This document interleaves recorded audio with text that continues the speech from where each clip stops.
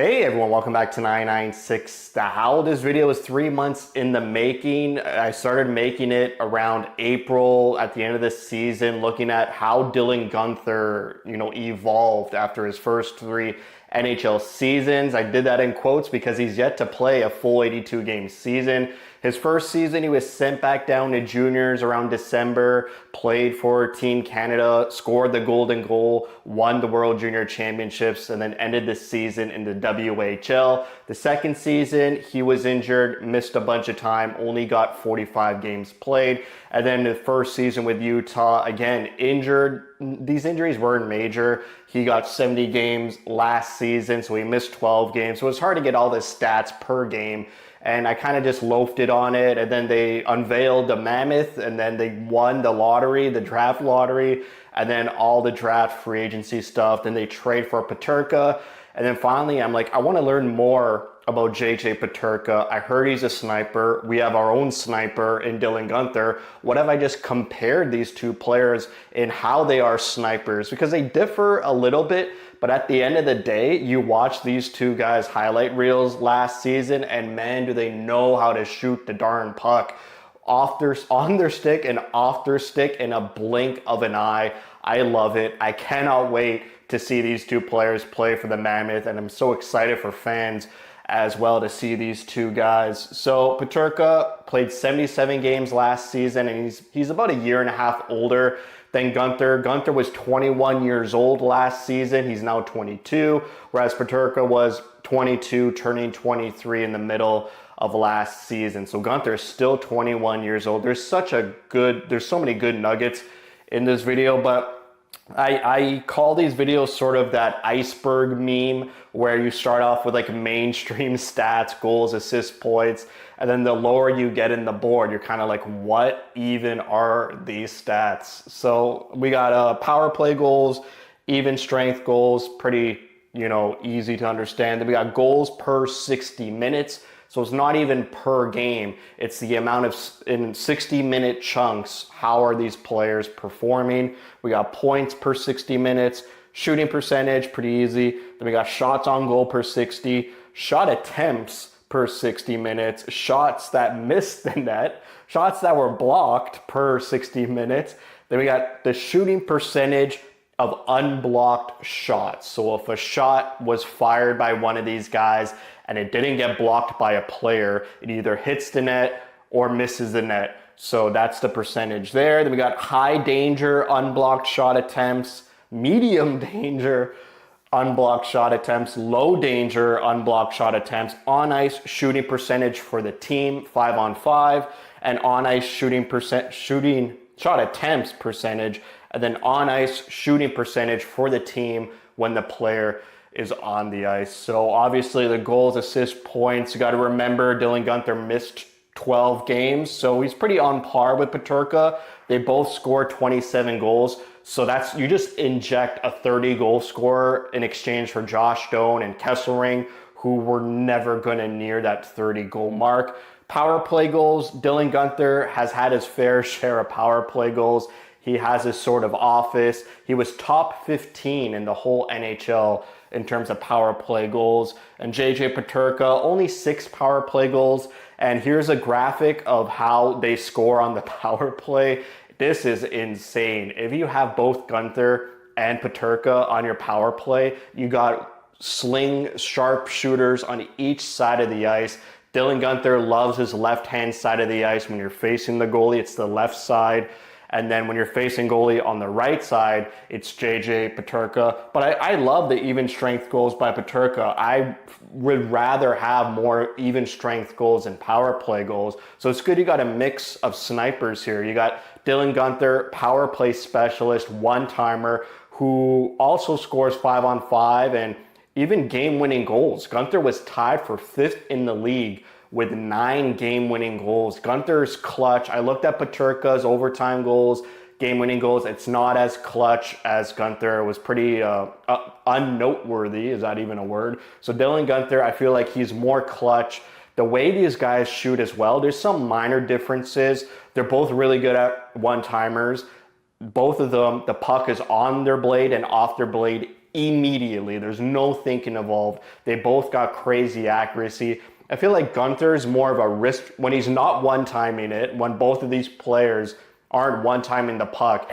I feel like Dylan Gunther is more of a toe drag sort of slingshot sniper. He loves his wristers, and he's so accurate with his wrist shots. Even when there's a defenseman in front of him, there's a lot of overtime goals where it's like 1-on-2, 1-on-1 with the defenseman, and he's able to toe drag the puck and sort of release it at an angle that just catches a goalie off guard. It's so fast and it's so accurate. Whereas Peterka, I feel his shot is more heavier, and it's a lot of snap shots. Very rarely, maybe 3 goals, you'll see him wrist it, but it's more just like power snaps where he doesn't hold on to the puck, he doesn't drag it. It's like on his stick, and it's powered through the goal. Like, there's so many goals from Peterka where you think the goalie should save it, and it just goes right through the goalie. So really excited for that. Goals per 60, Dylan Gunther was first on Utah with 1.36 goals per 60 minutes. Peterka was fourth on the Buffalo Sabres in goals per 60. Points per 60, Dylan Gunther was second on the team with just about 3 points per 60 minutes. And Peterka was second on his team with nearing 3 points per 60 minutes. So we're grabbing like a top 3 player from another NHL team, and this guy's 23 years old. Like this trade, it could be and it should be just a massive trade. I feel like the whole NHL is gonna be like, these guys got away with robbery, the way these two guys shoot the puck, and opposing goaltenders gonna be like, God, there's like 2 snipers on this team. Plus, I got to worry about a magician in Keller and Schmaltz, some net front presence in Hayden and Krause, Tanev, McBain. Plus, you got defensive, offensive guys like Sergachev who could shoot the puck, Dursey as well. So I feel sorry for opposing goaltenders. Let me go to shots on goal. Well, shooting percentage as well. Peterka's got really high shooting percentages.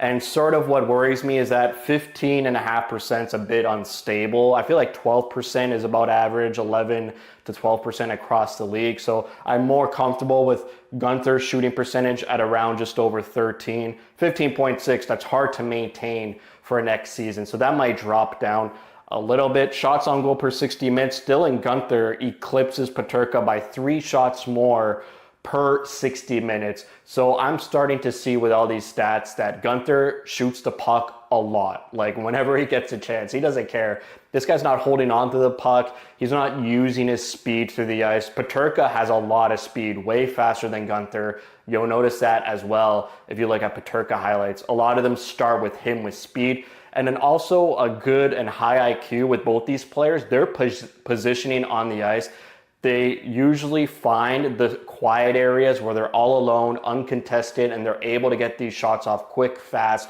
and without their shots getting blocked. And also the way they position themselves on the ice on a rush, it's like their stick is positioned all the time to be, if they receive a pass, even if they don't anticipate, if they anticipate, their stick and their body language is always towards the net. So whenever the puck is going to go to them, if it goes to them, it's just on and off the stick immediately. Shot attempts per 60 minutes. Again, Dylan Gunther's got about 6 shots more attempted per 60 minutes. This guy just loves to shoot the puck. And obviously, because Gunther's a more volume shooter, he's got more misses per 60 minutes than Peterka, where he's about pretty much the same if a shot misses the net or gets blocked by a player, just about 6.5, whereas Peterka's around 4.5. Then we go to shot unblocked percentage. So because Gunther's a high volume shooter, if a puck is not blocked, what's the percentage of that puck going in? Where it's 8.2%. If the shot's hitting the net, it jumps obviously up to 13. Whereas Peterka, it's higher than Gunther's. If it's unblocked, it's almost 10% of the time going in the net. And then if it hits the net, it jumps up 5.5% to 15.6%. And Gunther leads Utah in shot attempts per 60 minutes. Obviously, Peterka was third on the Buffalo Sabres in shot attempts per 60.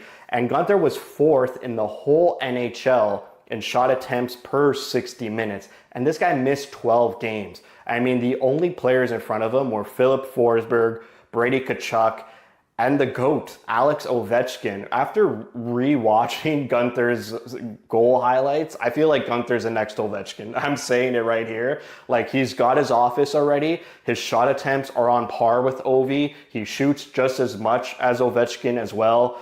And I feel like he's just going to take the mantle from Ovechkin and become the NHL sniper. The way this guy at such a young age of 21 has the confidence to just always shoot the puck and have a pretty good production rate while shooting said puck. Then we go to all these high danger, medium danger, low danger shot attempts. If you watch my videos, sometimes I talk about this, usually in the player videos. So high danger is that house area around the crease of the goalie. That's given a value of 3 for a shot. And then the more you come out, it goes to 2. And then around the blue lines, it's like 1. You give a quantity of 1 to a shot. So 1 is low danger, 2 is medium danger, and 3 is a high danger shot closer to the net. So as you go out of the ice, both these players have more shots, but look at this number. And this isn't even per game. This is like the whole season. And Gunther missed 12 games, almost 250 low danger shot attempts. So that means, like, sure, these shots are from far away. They don't have a high chance of going in the net, but just the volume is staggering. He's actually 19th in the league in NHL forwards in low danger shot attempts, and that's with missing 12 games. So if he played those extra 12 games, I could see him being a top 10 NHLer for low danger shots. Gunther just loves to shoot, whereas Peterka maybe obviously more selective and more of a higher chance of the puck going in the net than Gunther. Then we go to on-ice shot attempt percentage, where Gunther, when he's on the ice, this is Corsi as well. So when Gunther's on the ice, and Utah was a great analytical team 5-on-5, which is why this is a great number. Pretty much every Utah forward, like Keller, Cooley, Hayden, Gunther, Schmaltz, they have really high possession quality stats 5-on-5 because they're such a good possession quality team finally in Utah. Whereas Buffalo, obviously low in the standings, under 50%. You want that over 50%, which means you're taking more shot attempts when you're on the ice than your opposition. And I filled in this stat here, on ice shooting percentage, because JJ Peterka led the league in 14.23% of when he's on the ice and his team shoots the puck 5-on-5, it's going in the net almost 14.5% of the time. Whereas when Gunther's on the ice, it's going in the net 9.3% of the time. So it's not an individual stat, it's a team stat. So for whatever reason, when Peterka was on the ice, just Buffalo was scoring a lot more, which is probably why they went out and grabbed JJ Peterka. But that's an unbelievable stat to have, 5-on-5, to lead the league, and you go out and you grab that player. Obviously, Utah had trouble scoring last year, even though Gunther, Keller, Cooley did their best. They were pretty much the only 3 players, and Hayden and Schmaltz were around 20 goals as well. And Sergachev was doing great on the back end, but it was only those players really scoring. You needed that secondary scoring. You just inject another 30 goal scorer. You get some depth in Tanev. Maybe Daniel Boot has a good season. Hopefully Krause, McBain have bounce back seasons. And then on the back end, maybe a better season from Durzi. Sergachev continues his scoring touch, and this team could really come out of their scoring slump. So that's it for me. Hopefully this was an educating and fun video. I'm sure you could tell my excitement and passion for both these players to wear the Mammoth jersey coming up in October. I cannot wait how, like, almost pretty much every game, one of these players is going to score, and it's going to be just put a grin on my face, the way the release and the accuracy and the unbelievable shots. This is going to be a pleasure as Utah fans to see, like, 2 quality shooters on their team and score goals. And coming from a Coyotes fan for over a decade, from around 2010, 2011, they fought so hard to get a sniper for over a decade, and it never happened until they got Dylan Gunther. Like Ray Whitney, Verbata were like the Coyote snipers, and those names are really old. And then it was like nobody until they finally drafted Gunther. And so as a fan watching pretty much every game, it's like finally we have players who know how to shoot the puck, and it's just so exciting to watch these guys score. So that's it for me. Thank you for watching. If you like what you see, spread the word. And as always, thank you.